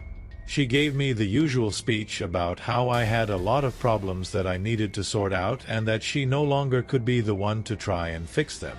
I polished off my bottle as she finished her speech, and I don't remember exactly what she had said, but I do remember saying, "Well, what are you waiting for?" with a cold grin. I wish I hadn't sent her off that way. Mary. She was the sweetest soul I had ever came across, but I allowed the darkness forcing its way into me to flow outward to her, and I bullied her away. As she briskly walked to her car with a box of her possessions, I trailed her and laughed out my misery. She slammed the car door and I threw my empty bottle on the gravel, glass disintegrating into my shins and ankles as I walked to her car window screaming, "Leave then!" She floored it in reverse and sped away. God, I wish that wasn't the last I had seen of her. I miss her so much. The night after Mary left and I drank myself into unconsciousness, I found myself picking myself up on that same road to journey into the same dream. I looked up and the lights seemed closer than they ever had. I stood up but felt no fear. No presence laying behind me or overwhelming fear boiling over. I walked towards them with ease as they sat there, dangling their open arms. I needed the comfort and warmth more than ever. My walk transitioned into a slow, awkward jog as they moved closer while I did as well. Jogging turned into a sprint as I raised my hand up, hoping it would maybe reach out and pull me into bliss.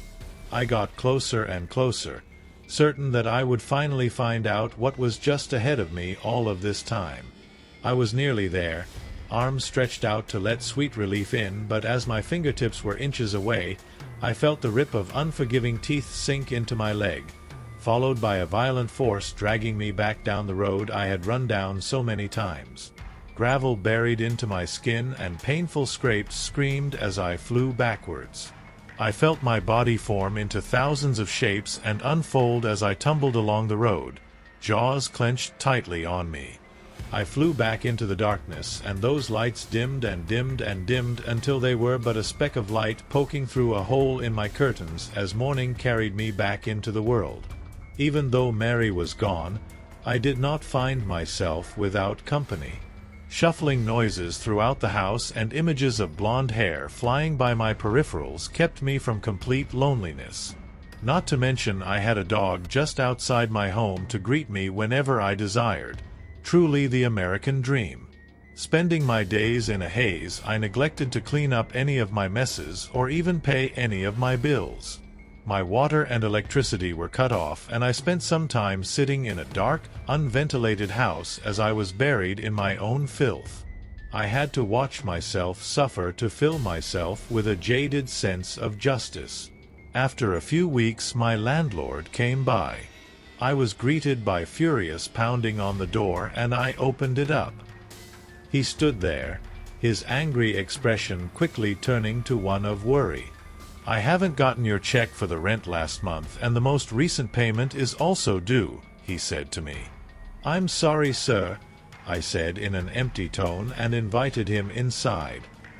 He followed me in, and I could feel his eyes sweeping over the heaps of garbage kept there by my neglect.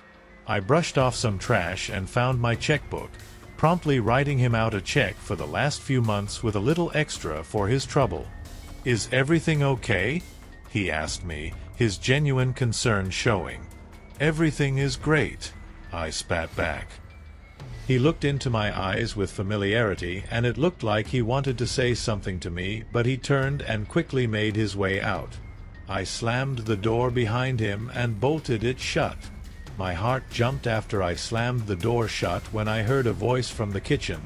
"Who was that?"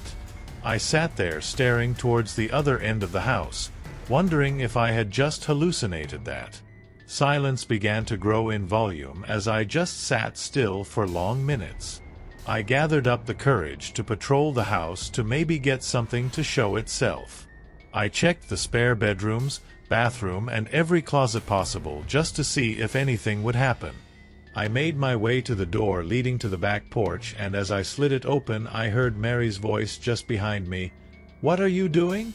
I nearly jumped out of my skin, but tried to maintain an appearance of composure. "Is that you?" I quietly responded. At first nothing answered back, but several seconds later, a monotone, layered version of Mary's voice crawled into my ears. "It's me." Tears started to roll down my face as I could feel the crushing presence of it standing just inches behind me. "I miss you so much," I sobbed out. "I am always here," the lifeless tone spoke to me. I turned around to see an empty house. The sweet voice of my old companion rang through the house, unrelenting for several days. They always brought me to a place of serenity before slamming me back onto the hard floor to look up to an empty home. Her voice was music to my ears, even though I knew none of it was real, at least real outside of my own head. If I couldn't feel her touch, then maybe I could take advantage of not being able to tell my own state of consciousness. I needed her, and it knew this. It took her away. I had enough and couldn't stand the constant pricks and prods at my insecurities. I left my house early the next morning, heading to the nearest gun shop to find something that could provide some comfort, whether it serve as protection or as an exit.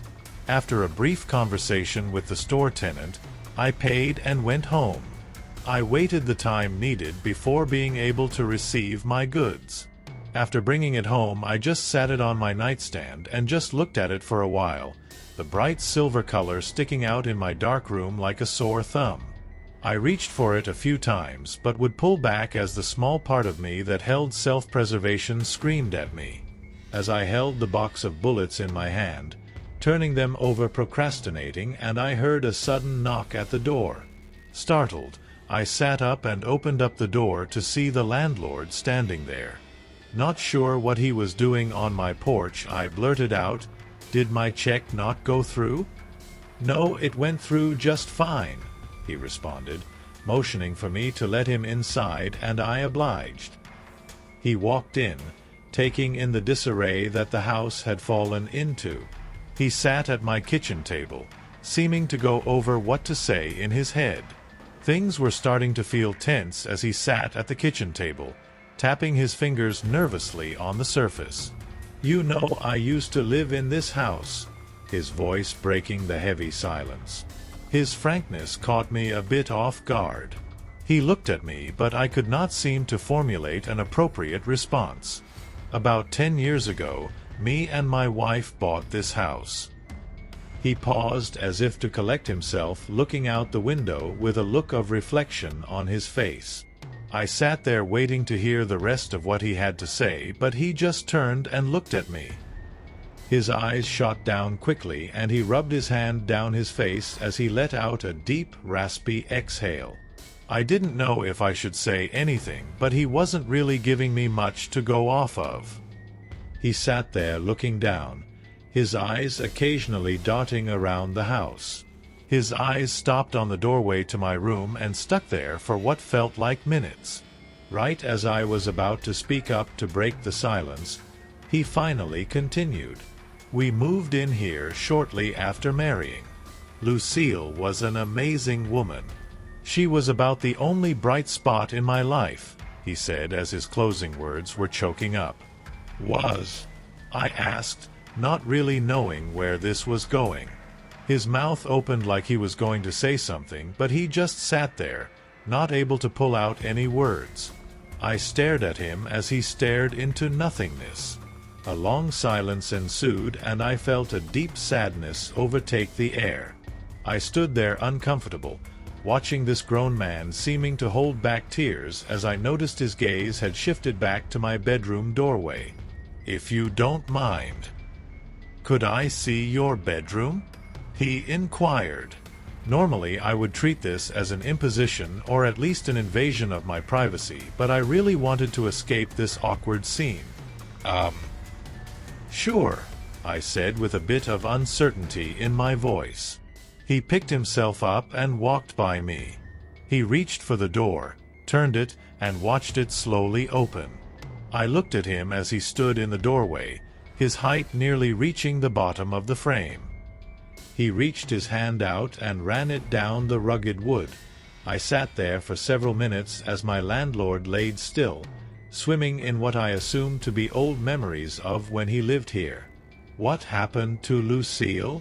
I blurted out without thinking, regretting it immediately as it was clear that something tragic had occurred. He turned back and made eye contact. "She died," he said without hesitation. I was about to apologize before he said, "Thank you," and briskly walked out of the house. I watched from my bedroom window as Derek entered his truck, started it, and floored out of the driveway in one fluid motion. I looked back at my only companions as they glowed in the unlit room and proceeded to slither my way under the dirty sheets. I didn't really know what to think at first of this visit. It was obvious that there was something I wasn't being told. I sat around the house for a few days in the cold emptiness, just mulling over all of the possibilities, the uncertainty beginning to nag at me. What could he have wanted? I thought to myself for a few days. I sat alone in the darkness, wallowing in my depression. All the while I heard Mary's voice echoing throughout the house. It was toying with me once more, but I was so numb to it that I barely even dignified any of it with a response. I had truly grown to hate this thing that had corrupted every fiber of my being. I no longer found joy in anything. The last of my optimism had been thoroughly snuffed out, and I was waking up angry that I was still alive. Desperate for some kind of answer, I decided to make my way to my landlord's house. I pulled into his driveway right behind his blue Ford pickup and made my way up his driveway. I knocked on his door and stepped back, waiting. No answer as minutes passed. I knocked again and called out, "Hey! Is anyone home?" No response. I was confused as I looked back to be reminded that his car was in the driveway. I sat there waiting for a little bit, but still nothing. I sat on the porch steps and looked out at the woods, but unfortunately, there was something in them. Even though it was the middle of the day, I could see that bright glow of eyes staring at me from the tree-line. Those eyes that I had come to loathe, the harbingers of misery, looked directly at me. I shot up and pounded on the door. "Hello? Please, is there anyone home?" I yelled out with urgency in my voice. I turned back and saw it standing at the end of the driveway, just behind my car. Ready to bust down the door, I grabbed the knob and turned with great force, to be surprised that it was unlocked as I nearly fell through the doorway and into the house. Getting my bearings as I picked myself up, I stared into house. It was eerily silent. Every step I took seemed to echo 1,000 times over as I planted each step into the creaking wooden floor. "Hello," I repeated once more. I looked around and I noticed that pair of boots that he was always wearing, standing by the door, along with his large set of keys sitting on a nearby coffee table. The silence in the house was absolutely suffocating. The persistent ringing in my ears that you get in a deep quiet was becoming insufferable, and I found myself feeling drawn to one of the bedroom doors on the other side of the kitchen. I slowly made my way towards it, my footsteps so loud that I felt as though the wooden floors would crack under me any second. I reached the doorway and pushed it open. I sat there just outside the doorway with apprehension. Something was telling me not to go into this room, but I had come this far and I wasn't going to just turn back now. I begrudgingly stepped through the entrance. And there he was. There was my landlord, sprawled across his bed. Dried blood coated his arms and neck. He had slit his wrists and throat. A horrible look of sadness covered his face, his eyes still red from tears. I fell back against the wall behind me, the smell of decay only just now hitting me as if it was waiting for my presence. I covered my mouth and gagged as I went over what I should do in my head. I reached for my phone to call the police, only to be reminded that it hadn't been charged in days due to my electricity being shut off. I groaned in frustration as I struggled to take my eyes off of the lifeless body in front of me. But that is when I noticed the piece of paper sitting just next to my landlord on the nightstand. Still covering my mouth, I made my way over and snatched it up. "I miss you so much, and I can never forgive myself for leaving you when you needed me the most. I love you so much, and I hate myself for knowing you aren't around to forgive me. I can't live knowing how I left you, thinking about how much you just needed someone there. I can't go on in this life without you, and the chance that I might see you after this is what brought me to this. Please be there. I'll never leave your side again," the note read. I read it over a few times and assumed this was concerning his former wife. "So how did she die?" I said to myself as the whisper evaporated into the room. I pulled the paper down and rested it back down on the table, and what I saw made me flinch. Sitting on his bedside table in a picture frame was a photograph of a woman. My mouth fell open and I couldn't believe what I was seeing. It was that same woman. That woman who I had seen at the edge of the pond and who had been patrolling through the darkness of my house all day and night. Those bright, turquoise eyes struck me with such distinction there was no mistaking.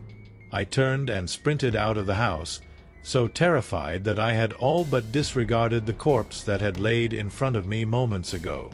I ran out the front door and down the driveway, and in the corner of my eye I could see that monster standing just behind my car. I tried to ignore it and jumped into my car and floored it into reverse, hoping I would maybe run over that thing standing just behind it, but I was let down to feel my car fly backwards unhindered. I threw the gear into drive and slammed my foot on the gas pedal. Looking into the rearview mirror, I saw those horrible, horrible eyes staring at me from behind the car. I flew down unpaved back roads with no regard for my own safety, filled with dread knowing that the home I was returning to was inhabited by cruelty.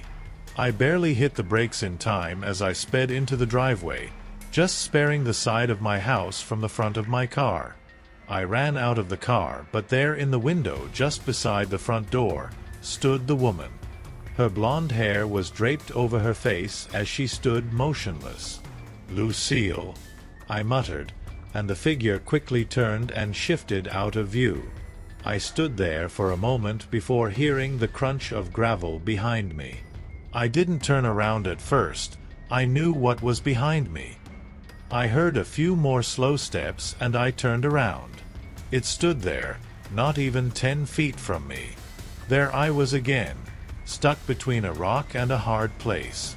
Right then, I heard the front door open and it creaked as if it were releasing decades of neglect. The beast stared while taking slow, deliberate steps towards me as I matched them with my own steps backwards. I turned and sprinted through the open door and slammed it shut behind me. I looked out the window to see that it was gone. But right then I felt that familiar cold hand rest on my shoulder. Only sharp nails dug deep into me, puncturing my skin. Terror and exhaustion overtook me and I lost consciousness. Those same nightmares infested my dreams and I woke up every hour, more tired than the last time I had fallen asleep. I was eventually able to force myself off of the hard floor and into my bed, though it would do little to help my sleep. Dreams of the pond and of that road presented themselves every time I fell back into a slumber. But the more I ran to the lights in my dreams, the more I felt myself straying away from reality as I stewed in a puddle of my own delusion when I woke. My new friend laying on the nightstand was tempting me with more comfort as the time passed, and I had to pull my hand back several times from reaching for its help. I poured my way through another bottle as I laid in the accumulated filth I had neglected to discard. As I felt the last of my reserves swirl in my mouth and down my throat, I heard another knock at the door. In a haze, I stood up from my pile and made my way towards the door, but as I approached it, I stopped. "Hey, it's me. Can you let me inside?" I heard from just outside the front door. I just stood there. The same phrase repeated itself, but followed by, "It's freezing out here. Can you open the door?" Of course I recognized that voice. I'd recognize that sweet voice anywhere. "Leave," I hissed. The voice repeated itself again. And again. And again. "Leave," I repeatedly shouted at a door over and over.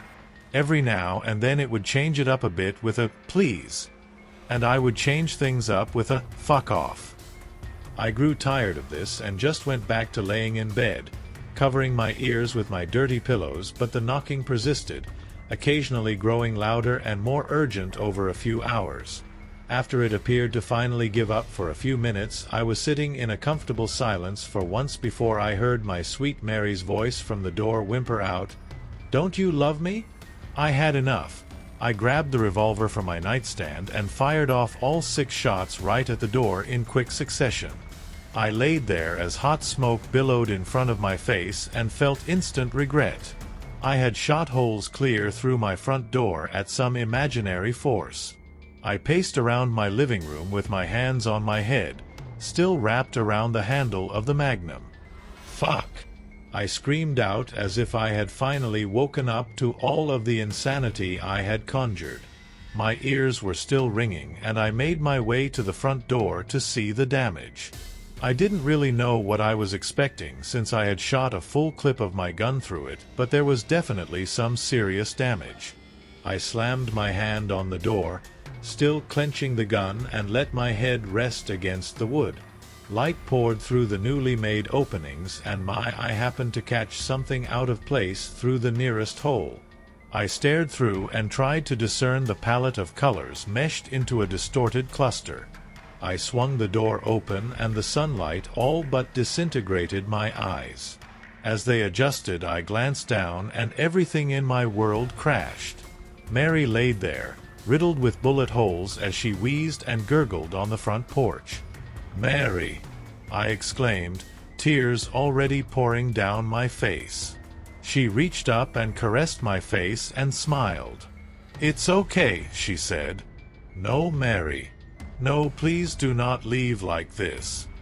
I am so sorry. Please, we can fix this. Please don't go. Please don't go." I yelled. "Everything will be okay," she repeated to me. "Don't go." I screamed again. I sat there and cried on her, just holding her and praying to God that she wasn't about to die right here in front of me like this, not like this. I held Mary, rocking back and forth on the porch, just trying to comfort her like she had for me so many times before. She laid there in my arms, slowly slipping away from me as I pleaded for her to stay with me.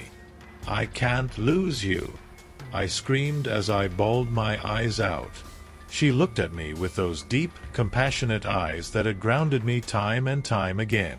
Tears rolled down her face as the brightness in her eyes started to dim. "Mary, Mary, please stay with me." It was too late. I felt the last of her life slip out of her and she slumped in my arms. I just sat there holding her for a while and pressed my head onto hers, inconsolable. I carried her inside and laid her onto our bed, and I loaded one shell into the revolver. I laid next to Mary's lifeless body and kissed her once on the forehead before sticking the gun into my mouth and pulling the trigger. Everything went black and I waited to see what the beyond held for me. It felt as though I was awake, but I just couldn't open my eyes. But then I saw exactly what I didn't want to see. Two lights materialized in front of me, and a road formed beneath my feet. "No," I said to myself. "No. If I had been sent to hell for taking my own life, was this going to be it? Was I going to be chasing these lights for all eternity?" I fell onto the road, defeated. I couldn't go on like this anymore, but I guess there really was no exit. I waited to hear it begin its chase behind me, precursing my subsequent chase to safety. But I didn't hear anything. I stood up and looked back, but like always there was nothing but darkness behind me. I just stood still as long minutes droned on, but I didn't hear anything. I actually started to feel relieved, almost happy actually. Maybe I finally escaped it, I had thought. Almost needing to hold back a grin from bearing on my face, I began to walk towards those two lights. As I made my way, I could hear Mary's voice, "Sweetie, where are you?" And "I'm over here. Come see me already, I've been waiting." I couldn't help but smile, so sure I was just steps away from eternal happiness. I made my way towards those lights. At last I was going to reach them, I just knew it. I couldn't wait. Those warm, inviting glows that had seemed so elusive for so long were all but hanging right in front of me, so close that I felt I could pluck them from the ether and hold it in front of my eyes. I was approaching them, closer than I had ever been. They were climbing higher and higher as I advanced, and I started to feel as though they were out of reach yet again. I was right in front of them, and they stood above me, so close but still somehow unattainable. I reached up to them, almost as a plea for the other side to take me beyond. I swayed my hand back and forth in the air for a little while, unsure of what I was supposed to do. However, I felt my hand run across something broad and rugged. I was surprised and took a step back, but only to be greeted by a sudden rush of air. I stared up at the lights inquisitively, and I heard a deep exhale as I felt another rush of air blow through me. I turned around, heartbroken to see if it was behind me yet again, but there was nothing. Again I felt that rush of air, accompanied by another deep exhale. Then it hit me. It hit me like a ton of bricks. I didn't want to recognize it, but I turned back to where the wind originated from, and I looked up to those glows. My heart sunk. All the hope that had built up after pulling the trigger was pulled out from under me. Those two lights hanging above me were now glowing that putrid shade of yellow. That unrelenting hunger that preyed upon my mind for months towered above me, mocking me. I saw a colossal mouth bear enormous, disgusting teeth, each one as big as me, while the enormity of the beast imposed itself onto my soul. I swear it was smiling at me. The mouth shot towards me and crushed every bone in my body, my blood exploding into a fine mist in every direction before it swung me around and threw me onto the road, my body bloody and broken and mind weathered down to grains of sand. All I could think of was Mary, how much love she had given me, and how she was the greatest thing that had ever happened. I felt as though hell had found me. It lowered its open mouth back down and scooped me up with ease, and my body rolled and turned, bouncing off its rancid gums and rotting teeth as it pulverized every last bit of me until I felt myself slide down into the darkness.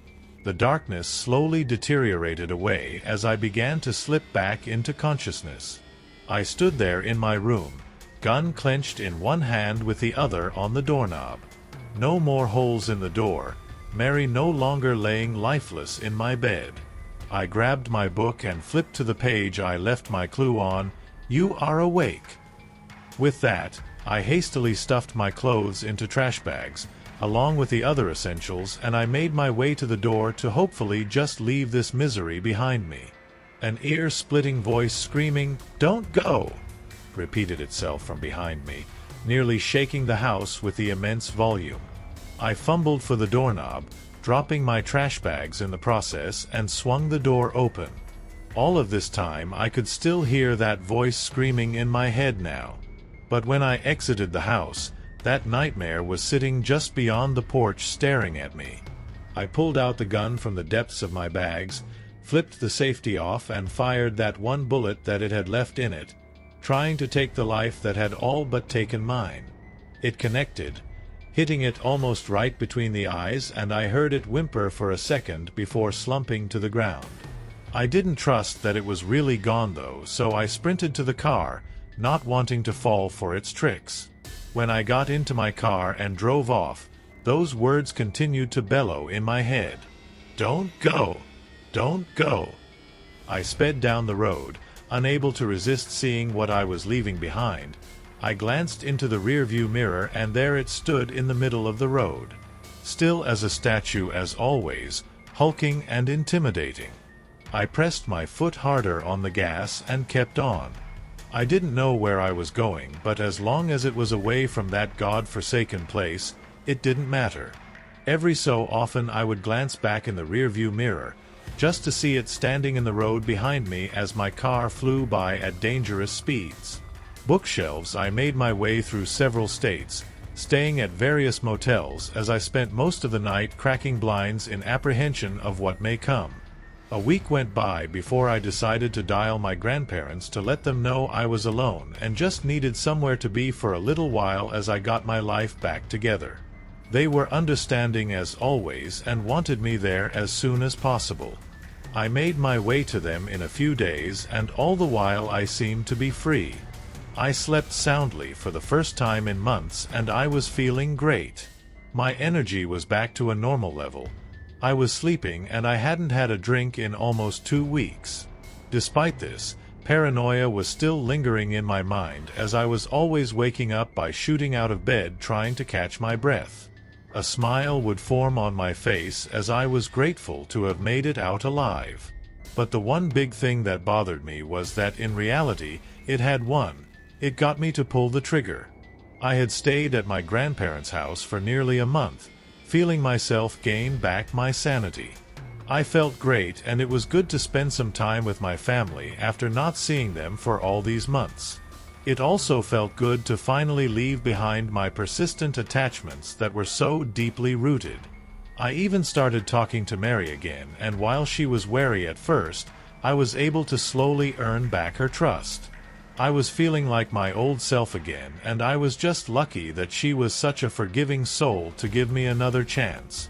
I was sitting in my grandparents' living room watching some TV when I heard a faint knock at the front door.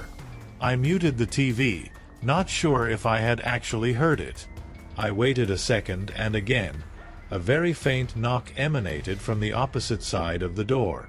Must be one of their neighbors, I thought, as it may have been an older woman weakly tapping her knuckles on the door. I opened the door, but only to see nothing in front of me. I poked my head out and looked around to see if there was anyone nearby, but nothing showed itself. I slowly closed the door and made my way back to the couch to continue watching TV. After watching for several minutes, I heard a similar, light knocking on the door. This time I quickly picked myself up to swing the door open. At first I saw nothing, just my grandparents' front yard, but as I swept my eyes over the area, I saw someone at the end of the long driveway that connected to the walkway. It was a woman, long dark hair blanketing her face as she stood painfully still facing me. I knew the second I looked at her. It was Mary. I slowly made my way towards her. "Mary," I called out. Her body slightly twitched with my words. Feeling a little uneasy, I stopped about 20 feet from her. Her face focused downward as her hair dangled over. "Mary, what are you doing here?" I pressed. "I came to see you," her voice rang out, music to my ears to hear that sweet sound once again. I advanced towards her, but as I did, her appearance started to deteriorate. With each step, her face weathered and her hair grayed. I gazed upon her, and her clothes were now tattered and ripped apart, mud and blood caked across her skin. She looked up at me with familiar despair in her eyes, claw marks and blood strewn all around her lovely figure. "Mary." Her eyes slowly turned from the soft brown to an electric yellow, that same yellow that I had come to despise. "I am always here," a layered voice spoke out. I closed my eyes, hoping that this wasn't real. "Look at me," a distorted voice spat. I opened my eyes and Mary was gone, but in her place stood that monster I thought I would never see again. Hatred and misery burned brightly in its eyes as it stood there, rigid as a block of wood. I recognized the underlying feelings in its eyes: abandonment. The same look I would see in the mirror when I was young and filled with hate. It shot towards me, and I turned and sprinted back into the house, stumbling over my own steps as I desperately scrambled to locate the book that signaled my state of consciousness. I hadn't needed to open it in weeks and couldn't remember where I left it. As desperate clawing and growling came from the other side of my bedroom door, I finally found it blending in with the shelf. I furiously turned the pages over and over to gain clarity of where I was. Every bit of my soul withered away when I found the poem and read the bottom of the page. Bookshelves,